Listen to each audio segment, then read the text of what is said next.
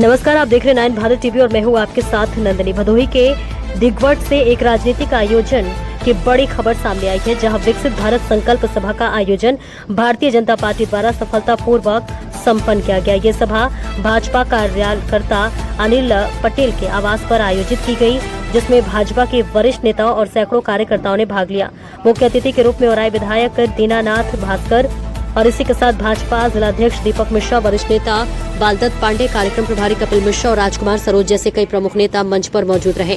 नेताओं ने अपने संबोधन में प्रधानमंत्री नरेंद्र मोदी के नेतृत्व में केंद्र सरकार की 11 वर्षों की उपलब्धियां गिनाया। उन्होंने कहा कि भारत आज वैश्विक मंच पर सशक्त उपलब्धि दर्ज करा चुका है। कार्यक्रम के दौरान उपस्थित जनों से विकसित भारत निर्माण में सहयोग देने का आह्वान किया गया।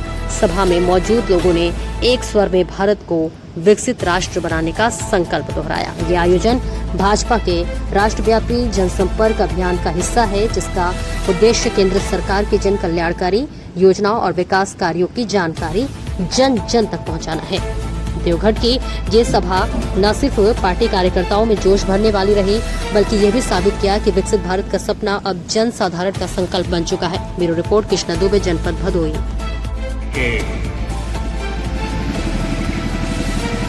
11 साल पूर्ण होने पर 11 साल बेमिसाल के नाम पर पूरे देश में अभियान चलाया गया है और जन जन तक बात को पहुंचाने का प्रयास किया जा रहा है।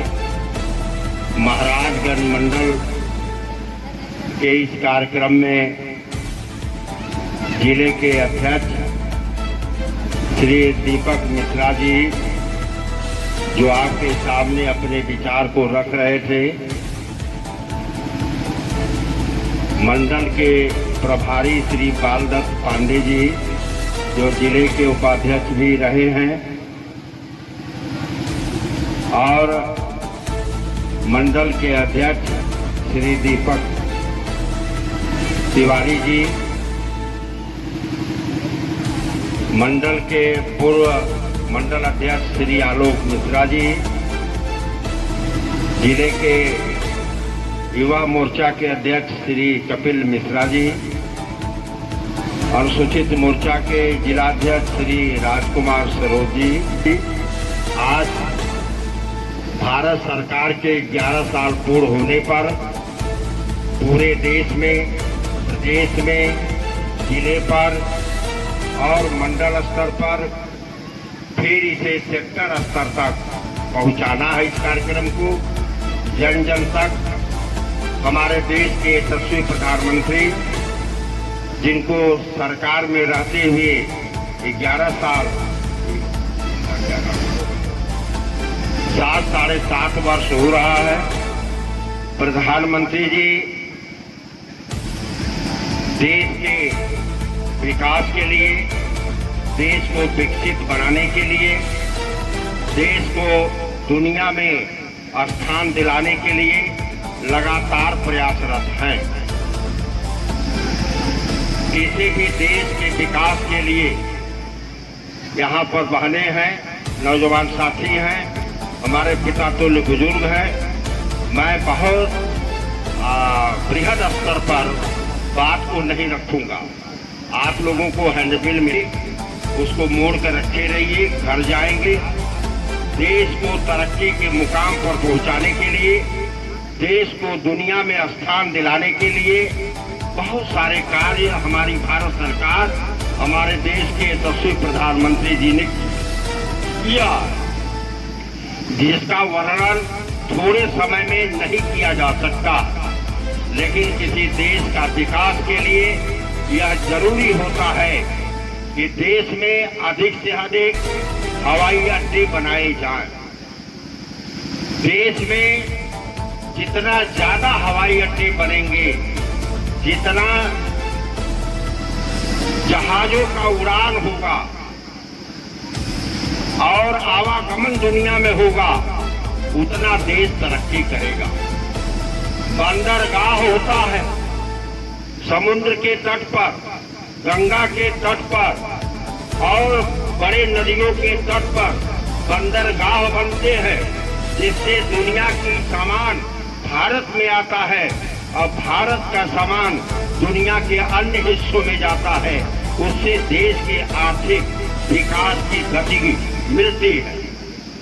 तीसरा, रेलवे लाइनों का विस्तार करना, डीजल इंजन खत्म करना और कोयला वाला इंजन खत्म करना, इलेक्ट्रिक इंजन चलाना, लाइनों का विस्तारीकरण करना और अच्छी ट्रेन मुहैया कराना, फास्ट ट्रेन मुहैया कराना, जिससे आपका आवागमन में सुविधा हो और आपका रॉ मटेरियल ट्रेन के माध्यम से एक जगह से दूसरे जगह जा सके।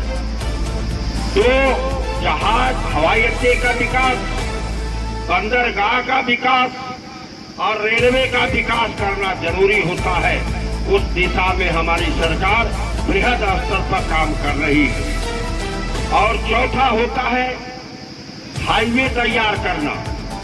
एक शहर से दूसरे शहर, एक प्रदेश से दूसरे प्रदेश, एक जिला से दूसरे जिला, एक तहसील से दूसरे तहसील, एक ब्लॉक से दूसरे ब्लॉक, एक गांव से दूसरे गांव रोडों का निर्माण करना। और जब हम रोडों का निर्माण करते हैं तो कलकत्ता से लेकर जयपुर तक जो सामान भेजना होता है वो कम समय में ज्यादा दूरी तक हम अपनी सामग्री को भेज सकते हैं, पहुंचा सकते हैं और हम यात्रा भी जल्दी कर सकते हैं। मेडिकल के लिए जरूरत है कि आपको ट्रामा में पहुंचना, किसी का एक्सीडेंट हो गया तो आपको औराई से या महाराजगंज से आपको ट्रामा पहुंचाना है। तो अगर हमारी ऐसी सुंदर रोड जो आज दिखाई दे रही है, अटल बिहारी वाजपेयी साहब जो हमारे देश के पूर्व प्रधानमंत्री रहे, उन्होंने इसका निर्माण कराना शुरू किया था और आज रोड का इतना बेहतरीन निर्माण हो गया है कि आप आधा घंटा में ट्रामा में एम्बुलेंस को भेज सकते हैं। यह व्यवस्था होती है और आज हम अमेरिका से के बराबर पहुंचने वाले हैं हाईवे में और कुछ दिन के बाद उससे बेहतर सुविधा देने वाले हैं। अमेरिका से भी ज्यादा बेहतर सुविधा हम देने वाले हैं।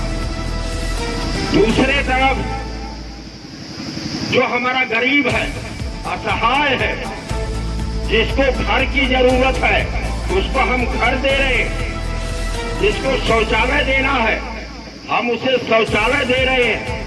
जिन गांव में बिजली नहीं पहुंची है, वहां हम बिजली पहुंचा रहे हैं।